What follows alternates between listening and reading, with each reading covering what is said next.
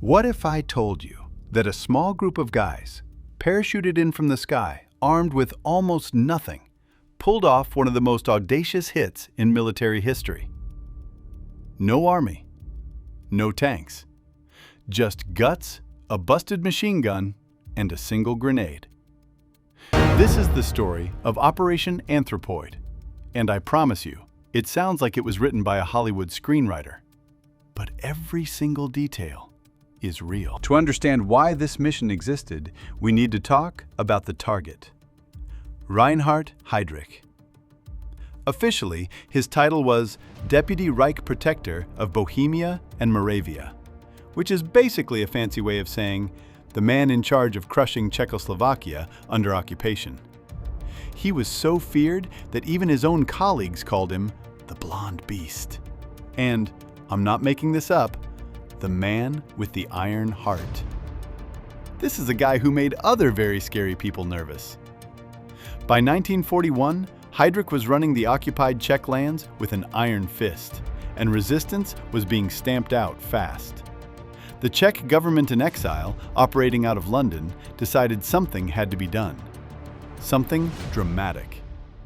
Enter the Special Operations Executive, the SOE, a British intelligence outfit whose entire job was doing things that officially nobody could admit to.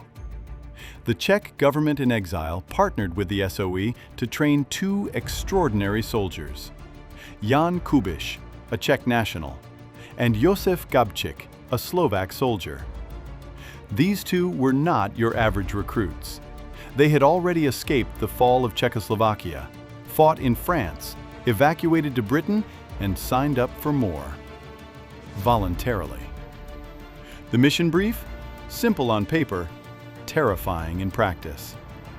Find Heydrich and stop him permanently. On the night of December 28, 1941, Kubiš and Gabčík, along with several other agents, were dropped by parachute into occupied Czechoslovakia. Now, here's where it gets immediately chaotic. They missed their drop zone. Because of course they did. They landed in the wrong location, had to ditch equipment, and had to rely on the underground resistance network to get them hidden, fed, and moving. For months, they lived underground, literally in basements and attic hideouts, planning their next move. And the whole time, German counterintelligence was tightening its grip on the country. By May 1942, the agents had gathered one crucial piece of intelligence. Heydrich commuted to Prague Castle every single morning in an open-top Mercedes with minimal security. Now, this detail right here is one of history's great, wait, seriously? moments. Because Heydrich reportedly believed no one in Czechoslovakia would dare touch him. Confidence? Absolutely. Tactical wisdom? Debatable. On May 27, 1942, Kubiš and Gabčík took up positions at a sharp curve on Holešovičky Street in Prague, a hairpin bend where any car would have to slow down dramatically. The Mercedes appeared. Gabčík stepped into the road, raised his Sten submachine gun, and it jammed. Complete silence. The gun did not fire. Heydrich, rather than speeding away, stood up in the car and reached for his own weapon. And that is the moment Kubiš threw the grenade. The grenade exploded near the rear of the car. Heydrich was wounded, shrapnel, fragments from the car itself, and was rushed to hospital. For a brief moment, the world thought he might survive. He didn't. On June 4, 1942, 8 days after the attack, Reinhard Heydrich died from his injuries. He became, and this is still remarkable to note, the highest-ranking Nazi official to be assassinated during the entire war. The operation had worked. But the price was devastating. The German response was swift and overwhelming. Thousands of people were interrogated. Villages were targeted.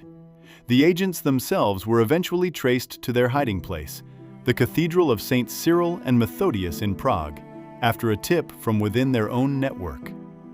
On June 18, 1942, German SS forces surrounded the cathedral. What followed was a siege that lasted for hours. Kubiš and Gabčík, along with their fellow agents, held out until they could hold out no longer. They did not surrender. Operation Anthropoid remains one of the most studied special operations in military history. Two men, parachuted in from the sky, with a jammed weapon and a single grenade, changed the course of an entire occupation. Military historians point to it as a textbook example of what determined, trained operatives can accomplish against overwhelming odds. Today, the Cathedral of St. Cyril and Methodius in Prague still has bullet holes in the walls from that June siege. They've been preserved on purpose. Because some stories need to be remembered exactly as they happened. Messy, costly, and extraordinary.